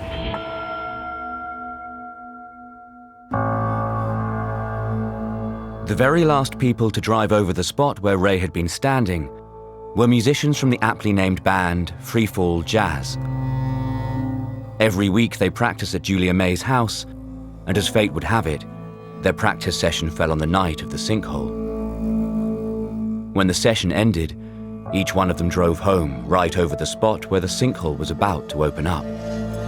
Stuff it in with all the rest of the stuff. Bass player Chris Mottram Worcester was the last to leave. At that time of night, there aren't normally other cars driving around. I was probably the last one to go over that bit of ground. Finally, she set off at around 12:30 in the morning. When I left, there was nothing that I could see in the dark anyway. Chris had no idea she was driving over a road on the verge of collapse. Appearing in the middle of the night, a huge crater dangerously close to sleeping residents. Rupturing gas mains, leaving people living here without water or electricity. The residents had missed the sign of the sinkhole, but they'd been lucky. No one was killed or injured. Now they could only stand and watch as the sinkhole grew and grew. So what we thought was a hole that just did the body of the road, then started to take the pavements, and then it started to take the gardens, and then there was a car on the edge. So this thing is just getting bigger and bigger and bigger. When's it going to stop? Is it going to take the house? It was only in the morning and I saw the helicopter shots, and I thought, I think I recognise that road. You know, that looks familiar. A few minutes more, maybe, it might have I never thought about that. If we'd have carried on talking for another half an hour, we'd have seen it. Yeah, could have seen it. Yeah. Or worse. A few minutes later, and Chris's car would have plunged headfirst into a 10-metre deep hole. City sinkholes can be devastating and deadly. Cars and their drivers are often victims. In Los Angeles in 2017, this sinkhole swallowed a car. Luckily, emergency crews were quickly on the scene, and the woman was saved, just moments before a second car toppled over the edge.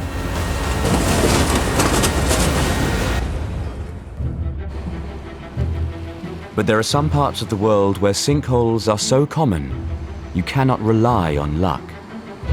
Florida is a place where new sinkholes appear every week, and where you can't afford to miss the early warning signs, because that can be the difference between life and death. This popular resort is just 10 miles from Disney World. At the height of the summer, the last thing any holidaymaker here would expect when they went to bed at night would be for their luxury villa to be torn apart by a sinkhole. But that's exactly what happened one fateful August night in 2013.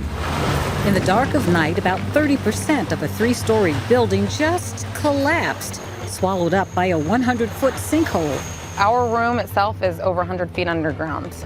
The next day, the building was still moving. And when you come up on a scene and see this in the middle of the night, how could there not be someone injured? Sinkholes can strike anywhere at any time. But while some can strike without warning, there are often small clues that precede the moment of a collapse. So the best way to avoid a sinkhole tragedy is to be alert to those early signs of a sinkhole.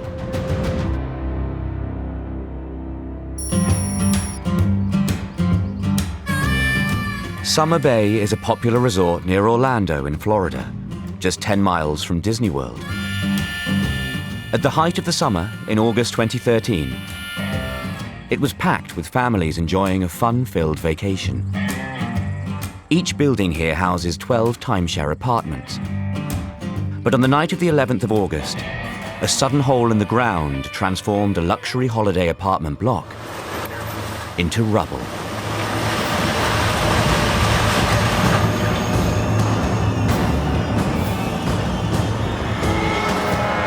Terrified holidaymakers watched in disbelief as an entire apartment building collapsed in on itself and pulled a second block down with it, crumbling into a 60-foot wide crater. This looked like it could be one of America's worst ever sinkhole catastrophes. So when the resort's president Paul Caldwell arrived on the scene in the early hours of the morning, that's exactly what he expected to find.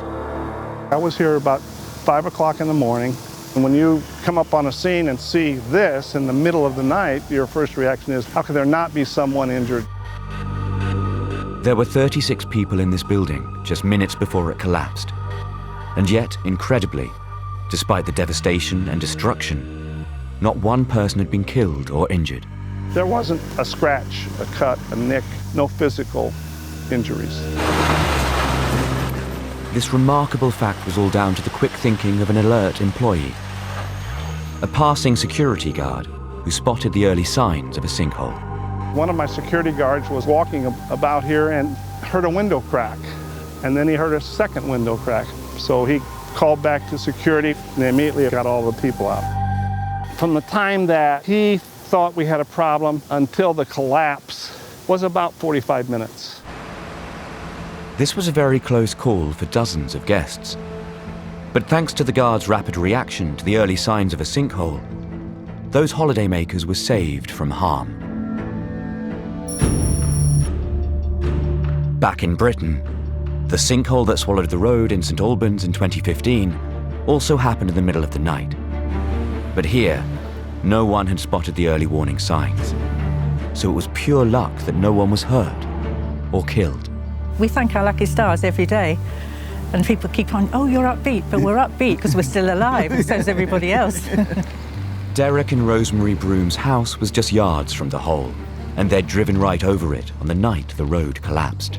None of us realised how deep it was. All you could see was a hole, but you had no clue to actual depth. And it wasn't until we saw it in the paper the following day and went, is that our hole? Yes, we couldn't go and see it. They wouldn't let us near it, obviously. The residents were lucky. Nobody had died in this sinkhole. But now they faced the next challenge that a sinkhole brings: surviving its aftermath. The council filled the hole with concrete to stabilise it. Now the evacuated residents could return. But they were returning to chaos. We had a gas main laid overland within, I think, about 4 or 5 days. We had the electricity board run another main across the field to get power back on. They provided generators. We had electricity cable going through our letterbox, through our lounge into the cupboard, and all the gas pipes and everything. Oh, the gas pipes were running. Mini diggers on our drive. I said if we'd got little children, especially little boys, they'd have been in their element because so much was going on every day. 53 homes were cut off from the outside world, including Ray Postel's house. With this enormous hole, there was absolutely no way we would get vehicle access, and because of the likelihood of other collapses, we couldn't get any pedestrian access at all. The council demolished a fence at the end of Bridle Close, so a temporary road could be run across the field. Yeah, we were quite fortunate to have empty fields behind Bridle Close, which meant that we could take the fence down over a period of a year. That was a hardcore temporary road. Residents had to park at a disused fire station and be given a lift across the field by a security guard. It was akin to living in a compound. We had to be known in person to the security guards. You couldn't have a friend visit you because they wouldn't be known to the security guard. So you'd have to go down and meet them. You couldn't have deliveries. The postman didn't bring the van up. You couldn't get your pizza. And that went on for over a year. That wasn't a short process. For the residents of St Albans, the shock of the sinkhole gobbling up their street had now been replaced by a series of aftershocks. The shock of how long it can take to put right and how much it can interfere with everyday life. But while a hole attacking your street is hard enough to deal with, a sinkhole that threatens to swallow your business and all your savings takes sinkhole survival skills to a whole new level.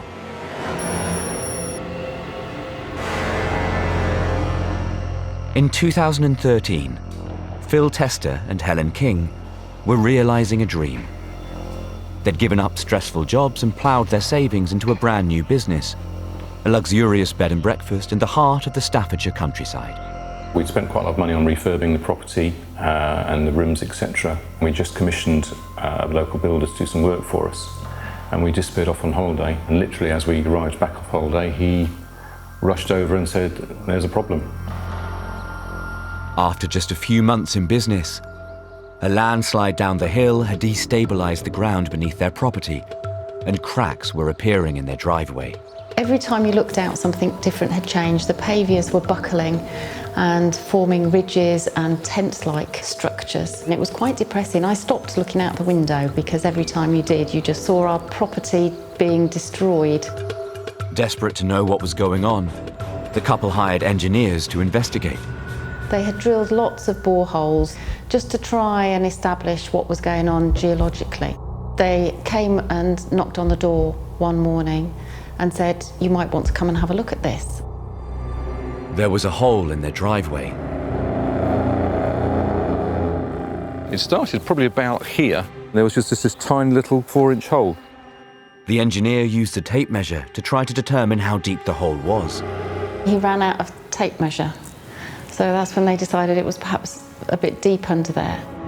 The drop to the water was only about 8 feet, but the hole below was 140 feet deep. So they moved all their equipment just as another piece of this hole and tarmac fell in, and from there it just grew and grew and grew. Over the next 4 hours, the hole got wider and wider. Because it was full of water, the hole was just getting bigger and bigger, because every time something fell in, the water would slosh up the side and destabilise it and make it bigger. You could see the mud on the sides just beginning to come away, and then another big chunk of mud would dive into the hole and set up another whole cycle of mud wave. Phil and Helen were staring into an abyss, a sinkhole that could take their home and their business. I was just watching this thing get ever closer to destroying everything that we had. As the hole got bigger, it got closer and closer to the B&B. We didn't really know what to think, apart from how or when is it going to stop? Will it take the house down? Will we lose everything? Will we be homeless by the end of the night? Because it was growing at such a rate of knots. The building that Phil and Helen had spent all their savings transforming into a B&B was on the verge of collapse. Their future was on the line. But then, just as all seemed lost, one of the borehole engineers had a sudden brainwave. He got on the phone and phoned a local quarry and just said, "We need some large rocks here and we need them now." No one knew if the plan would work, but over the next few hours, lorry load after lorry load of rock was delivered to the driveway and scooped into the hole. We had these huge 8-wheeler trucks coming up our drive, tipping the rock into the sinkhole, and the rock would just disappear. As the time ticked by, it seemed like the hole would never be full. And then we had a guy with a JCB came in and very cleverly flattened it all out so it would look like a sort of circular bit of rockery. We were actually taking bets to see how many lorry loads it would take, and I think Helen was closer than I was. There was 140 tonnes of rock, and that did actually bring it to a little mound on the top of the driveway. If we'd have had to have waited even overnight, I'm sure that the front part of our building would have collapsed. A sinkhole forms when a hole underground can no longer bear the weight of the land above. And the hole will keep swallowing land until it's full. So to stop it getting wider, the hole needs to be stabilised. And tons of rock is a good way to do it. But this was just the first of a long series of sinkhole problems that Phil and Helen would have to face. The next problem was having to close their business. They said it'd be fixed in about 6 weeks. We were closed for 2 years. We were very worried. We didn't know what was going to happen with insurance cover. Once they found out what the problem really was, there was a suggestion that we were then going to be underinsured. We're waiting on estimates to come from an engineering firm as to how much they would estimate a repair to be. They did suggest that if it was more than our sum insured, they would just pay us our sum insured and walk away and leave us with a house sliding down the hill, no repairs, and no idea what we were going to do for either somewhere to live or a business to run. Phil and Helen were finding out the hard way just how costly a sinkhole attack can be, and that it's almost impossible to survive without help and advice from experts who know what to do. The trouble is, sinkhole experts are few and far between, unless you live in Florida. Across this state, on average, Around a dozen new sinkhole insurance claims are made every day. But insurance payouts can be painfully slow. Jess, could you print the Florida tested environmental report for the... So a sinkhole lawyer like Aaron Kling is always in demand. Aaron is a former wrestler, but for the last 6 years, he's been wrestling payments from insurance companies on behalf of people whose properties are showing those telltale early signs of sinkhole damage. I personally really enjoy what I do because I get to help people. There are certain types of claims where insurance companies will say that the person is, acting fraudulently, but you really can't fake a sinkhole. It's not something that a person can just make up. In Florida, insurance companies have to offer sinkhole coverage. But in Aaron's experience, the homeowner doesn't always get what they pay for. So right now, I represent this condo association with regards to building number 2. Building number 2 is the one to my right, and they're saying that a sinkhole loss has not occurred here, despite the fact that the same engineer also signed a report for this building over here and found that there was sinkhole activity at this building and a sinkhole loss at this building, building number 3. So that's kind of ridiculous. Yeah, that's the situation we're in. They'll take stances like that in the hopes that insureds will stop fighting and give up and go away so they don't have to pay. But at this housing complex in Clearwater, near Tampa, the insurance company hasn't bargained for Aaron's latest client. This is the beginning of a sinkhole for this building. And if you'll follow me around, you'll see that it continues. Lois Sider has had a sinkhole here before, so she knows the warning signs when she sees them. This is all bowed. And if you see, this is my front door, and the cracks are beginning to go through. This whole building is going down. It's scary. I'm not going to say it's not. We had a sinkhole here, and we did have it fixed, and that was 8 years ago. We put in a claim now with our insurance company, and they're telling us, even though we paid to be insured for a sinkhole, they're saying, no, you had one claim, we're not paying you again, which is absurd. If this were their home and I was their mother, how would they feel knowing their mother goes to sleep at night wondering if she's going to wake up in the bottom of a hole? What price do you put on a life?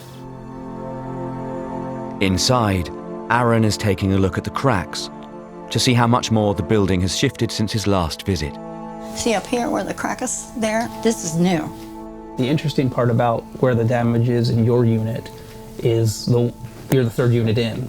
And the first one's the worst, and the second one's got a lot of damage as well, and then yours is starting to get more damage. Yeah. And you can tell that going down the units here.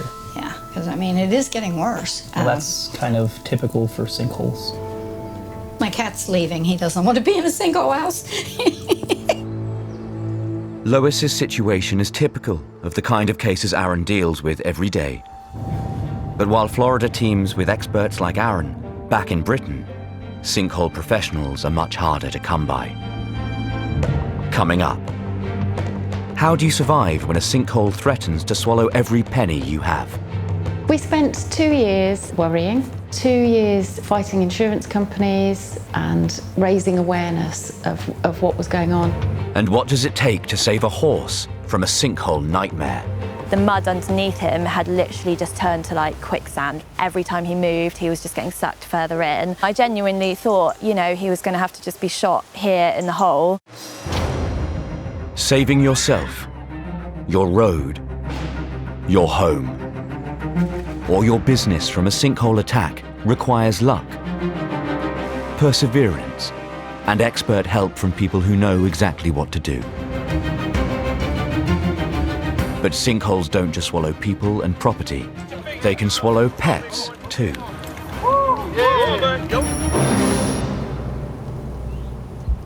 When fashion designer Phoebe Garlick woke up suddenly in the middle of a July night in 2013, she knew something was wrong.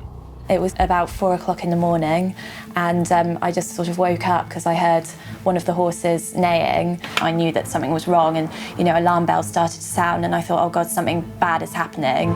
Phoebe ran downstairs and headed outside. When I came down, all I could hear was Harvey whinnying from somewhere over here, and then I just sort of looked down and just saw him down this massive hole. The first things that were going through my mind were just what has happened, what are his injuries, this is really, really bad. If a horse breaks its leg, then it has to be put down. So I genuinely thought, you know, he was going to have to just be shot here in the hole. As Harvey sank deeper into the hole, Phoebe's sister Hannah called the vet, and the fire brigade, and Somerset Animal Rescue, and a local farmer. All the experts you need to free a horse trapped in a hole. It was just an unreal situation. He was sort of writhing around, but obviously not going anywhere. The board there if you want it. Harvey had fallen into a 6-foot sinkhole, and all 4 legs were sunk deep into the mud. At this point, the mud underneath him had literally just turned to like quicksand. Every time he moved, he was just getting sucked further in. He was terrified. This was not a straightforward animal rescue operation. Digging underneath a heavy horse is a dirty, difficult job. Harvey weighed 70 stone, and with his legs sucked down in the mud, he was going to take a lot of shifting. I was just desperate to get him out, basically. It seemed like it was taking a million years. After 30 minutes of frantic digging, the harness was secured underneath Harvey. It was such a tense moment. He worried that if he hadn't already broken his legs, it was going to break his legs pulling him out. Finally, the rescue teams were ready to try to lift Harvey free of the sinking mud. But no one knew how damaged his legs might be, or how he might react when the harness lowered him back onto solid ground. He was just sort of hanging in the air. Everyone was just silent. At that point, I was like, this is make or break, really. When they lowered him to the ground, the vet went round and just made sure that he was sort of, you know, stood firm. She then gave the go-ahead to the farmer, who just sort of released the straps. I was just so convinced that he was going to fall over, and when he sort of just like jolted a bit and then just stood firm, I was so relieved, because it was just such a tense moment and I was just so sure he would have broken his legs. Incredibly, despite the 6-foot drop and his long ordeal, the only thing damaged was Harvey's pride. And 4 years after being saved from a sinkhole, Harvey has put the whole experience behind him. Hey, Harvey. Harvey's absolutely fine now, back in perfect health. He made an excellent recovery. He only had sort of a couple of days stable rest and more or less picked back up to his normal self instantly, actually. Back as sprightly as he always has been. But what had caused the sinkhole? We've been putting it down just to the weather, the fact that it was really, really dry. Maybe there was a crack in the ground and the sudden downpour and Harvey being stood there with his weight. Maybe it had sort of been a bit loose underneath for a while and we hadn't noticed, but yeah, no explanation really. To be on the safe side, the horse-swallowing sinkhole is now securely out of bounds, and Phoebe and Harvey are back in their stride again, as if the hole never happened. But in a suburban road, it takes more than a new fence to solve a serious sinkhole problem. In St Albans, 53 households had been plunged into chaos by the massive sinkhole in Fontmell Close. The hole was in the worst possible place, and the residents, like Julia May, had come to discover that the devastation of a sinkhole lasts an awful lot longer than the moment of collapse. The exciting bit, the ground falling away, actually is quite a short story. The impact of that on the residents, I just don't think you could predict how that would affect people. The residents were cut off from the outside world, and for a year had to live with disruption and doubt, worried about whether other collapses could happen and what the future held for their street and their homes. We started to get weekly updates on a Friday, which would tell us hope value or bad news. So emotionally, you were being jolted every Friday. Is this a good Friday where something's moved forward, we've got some results, we know something? Or is it a bad Friday where we're going to hear that that's it? We didn't know for quite a while whether the whole street would just stop. Foam concrete was poured into the Fontmell Close sinkhole to stabilise it and stop it from spreading. But to properly repair sinkhole damage and save a road or building from any future sinkhole problems, it's vital to understand what caused the sinkhole. An investigation here revealed that this hole was triggered by the collapse of an old, forgotten chalk mine. They didn't mark it on maps, so no one was actually officially aware that there was a chalk mine here. When they finished with the chalk mine, they actually put a wooden stopper over the top of it, which over the years had rotted. And that's when it all went horribly wrong. But finally, 14 months on from the fateful night of the sinkhole, after multiple investigations and the long and slow process of filling in the hole, the close was opened again, and life could return to normal. Parking my car on the drive for the first time, that was genuinely a joy to be able to drive up to my house, yeah. And that feeling lasted. Every time I did it for a while after, I was like, yeah, I can drive home. In Florida, people don't just survive a sinkhole. Floridians like to turn a negative into a positive.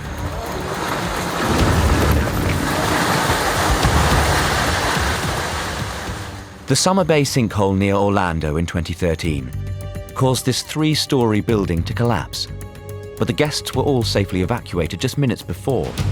And 1 year later, after demolishing the ruined building, filling the hole, and stabilizing the land, holidaymakers could enjoy a bold new attraction right where the sinkhole used to be. After we got everything stabilized, we put this gentleman right in the middle of what was a tragedy at one point and now has turned into a fun spot for all of our children that visit us here at Summer Bay. So not so much X marks the spot as pirate marks the spot. Pirate marks the spot. This amazing can-do attitude to solving sinkhole problems is what drew British estate agent Ross Hardy to Florida. He's been here for 13 years, selling houses in Hernando County near Tampa, right in the middle of so-called Sinkhole Alley, a place where around half the houses he sells have some form of sinkhole damage, just like this one. Sinkhole properties do present slightly more of a challenge. Obviously there's the stigma attached to it and people hear the word sinkhole and imagine the home falling into the ground when in the majority of cases that's not what we're dealing with here. People that tend to be localized and within Florida see it as less of a threat. It's a gamble, but it's a very calculated gamble if you're buying an unrepaired sinkhole property such as this one. But in general it does cause another layer of issues that would not be there with a non-sinkhole home. A geological survey here has revealed that a hole is forming under the front lawn of the house and is already damaging the building. The home belongs to Meta and Danielle Garrett. We have children, so the sinkhole is supposed to be in front of our child's room, so yeah, it's kind of scary. And we'd like to be able to invest in our home, and putting money here is scary. Faced with the risk of a sinkhole appearing at any time, and with no option to get any kind of homeowner's insurance, the couple has decided to sell up and move somewhere new. But there's just one problem. No bank will lend money to anyone buying an unrepaired sinkhole property. So anyone buying this house will have to pay in cash. So you're looking predominantly at either a lot of retirees actually will do them, or you'll find the investors that will buy them, do them up, repair them and flip them. One of Ross's regular buyers is sinkhole property investor Kevin Lyelli. This one looks like a nice one. He runs a successful business that specializes in buying and selling sinkhole damaged properties. So every day, Kevin is on the lookout for his next investment. Street looks nice. I mean, all the houses look nice, but I mean, you never know what you're gonna end up with on the inside. How you doing? I'm Kevin. Hi, Kevin. Nice to meet you. Nice to meet you. Surprisingly, Kevin doesn't need to look too closely at the house. The thing he's really come to see is the engineer's report, which tells him what's really going on underneath the property. I'm open to purchasing every property as long as the numbers work out. It depends on what the homeowner's expectations of selling it are, what they're trying to make in it. And then I'd have to call my realtor, Ross, and I would have to see what the market's going to bear for this property in this location. Now it's a case of speaking to his estate agent, Ross Hardy, and working out if he can make the repairs and still make a profit. All right, thanks, Ross. All right, bye. No, this one's not going to work, especially for the typical investor. Ross said this one's on the market for $104,000, $105,000, and he said the full appraised value, fully repaired, underpin, and cosmetically repaired, will fetch about $150,000, $155,000. The numbers are just too tight. This will be good for someone that wants to live in it, not for an investor. The Garretts are going to have to find someone else to take the risk on buying their property for cash, while Kevin can move on to the next home in a long line of sinkhole repair and renovation projects.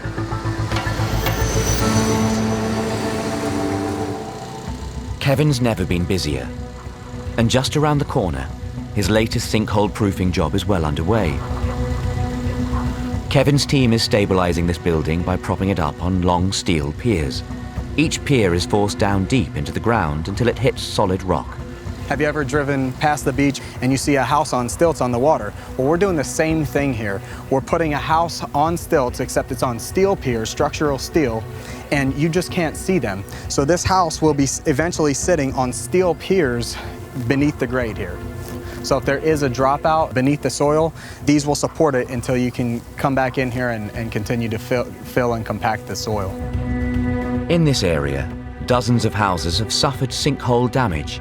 But far from being blighted by sinkholes and seeing house prices plummet, this area is being saved from the curse of the sinkhole by people like Kevin.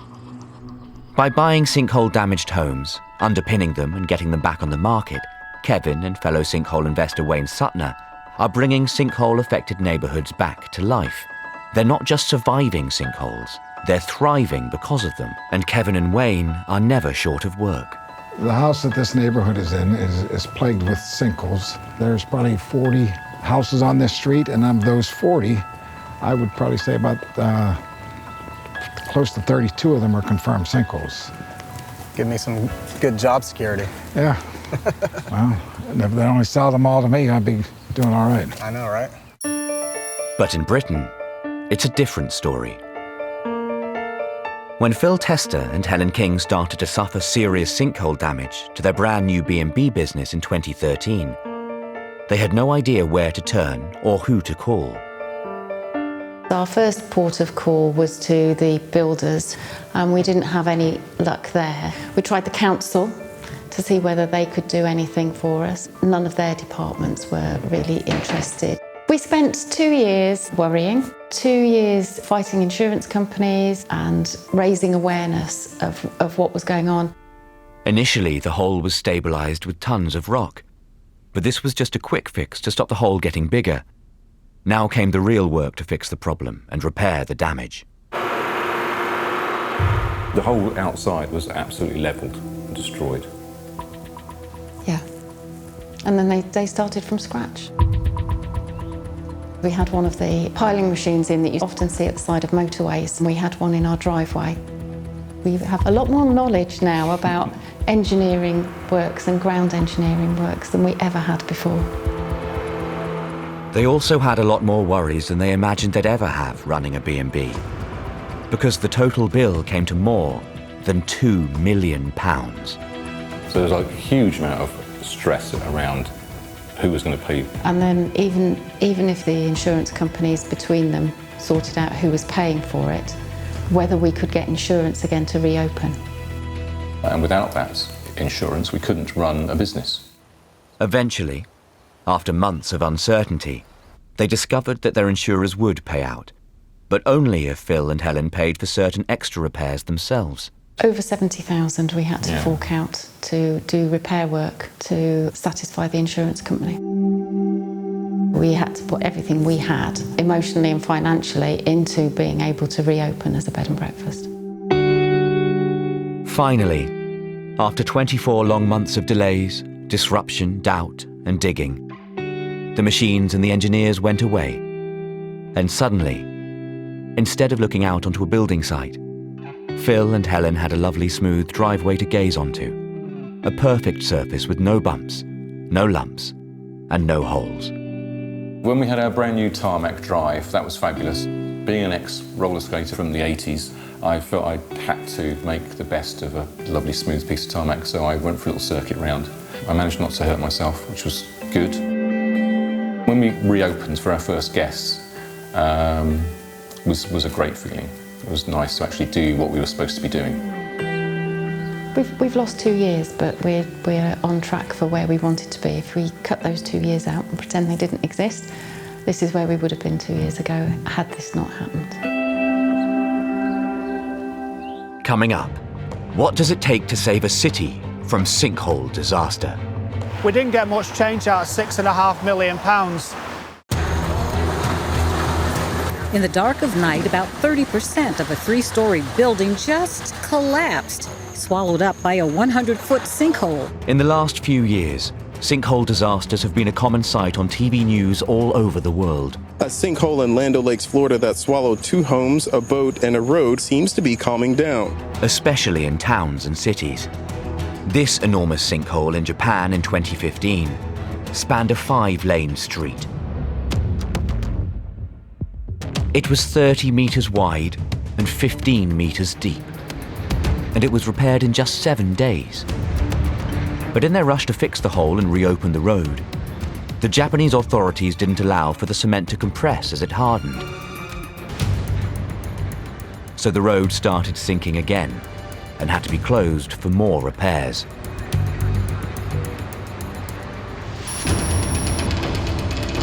By contrast, this sinkhole in Mancunian Way, Manchester, took 9 months to repair and caused delays and disruption for hundreds of thousands of people.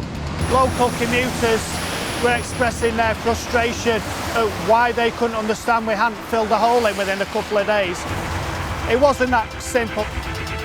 The sinkhole became a popular subject on social media as it lingered a lot longer than most people thought it should. Personally, I got a lot of grief from friends and colleagues who were too quick to point out the Japanese sinkhole. They already had a concrete production plant on site and they just filled the hole with concrete. Wasn't quite as simple for us. We had to bring in all the materials to site and we had a sewer to keep flowing and lots of customers upstream to serve in terms of keeping their sewers flowing. The Mancunian Way sinkhole was 5 meters across and 4 meters deep, and it formed when the rock below washed away and caused a sewer pipe to collapse. To make sure no more collapses occurred here, the old Victorian sewer was replaced by a new one. That meant digging 15-meter deep shafts and tunneling 130 meters under the road to lay a brand new sewer before the road could be returned to normal. In total, with all the work that we had to do, stabilising the hole, managing the sewer flows, and then to construct the new sewering tunnel, we didn't get much change out of £6.5 million. Saving people, cars and buses from sudden sinkhole collapses is all part of life in a 21st century city.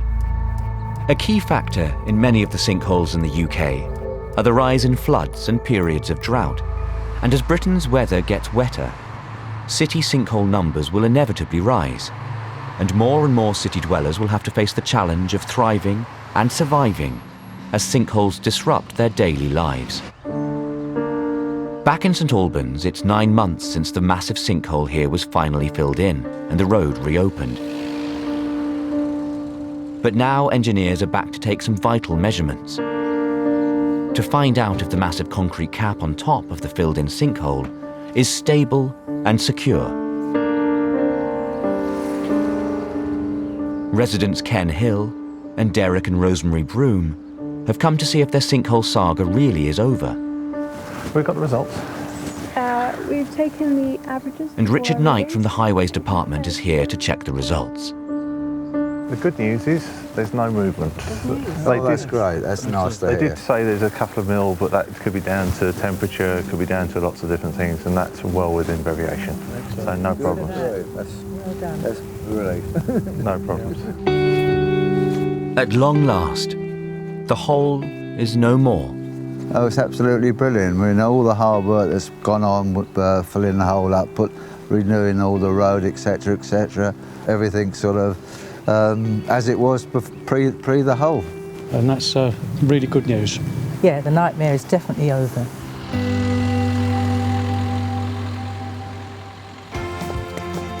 So 2 years after Freefall Jazz almost lived up to their name by driving right over the spot where a sinkhole was about to open up, the musicians are back for a celebration. But while the residents here can safely tap their feet on the ground, most people can't be so certain about what really lies beneath.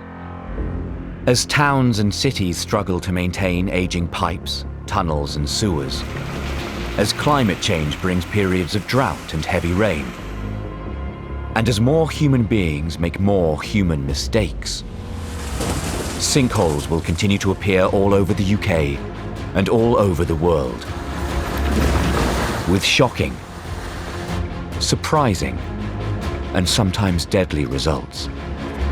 And more people will discover just what it takes to survive when a sinkhole attacks.